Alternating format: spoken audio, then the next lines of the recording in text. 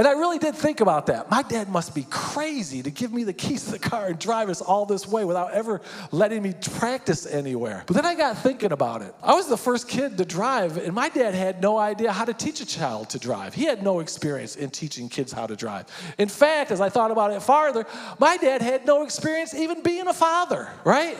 Have you ever thought about that? Fatherhood is one of those things, one of the most important positions that you can have, and yet there's no experience necessary. It's like those signs on the businesses, help wanted, no experience necessary. And that's what my dad was going through. He was flying by the seat of his pants. I remember when I became a father at the age, I was just a couple months older than 21. I got a picture. It's going to embarrass poor me. Yeah, look at that.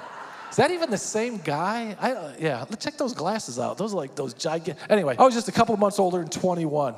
My daughter was a couple months premature. She was only 4 pounds when she was born, and so she had to stay in the NICU for about 10 days. But I remember when we brought her home for the very first time to the apartment that we were living in, and we put her in the crib.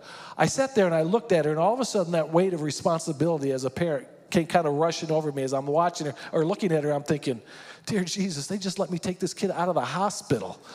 How am I going to keep this child alive? I had no idea what I was doing. And maybe that's how most of us go into fatherhood, not knowing what to do, no experience.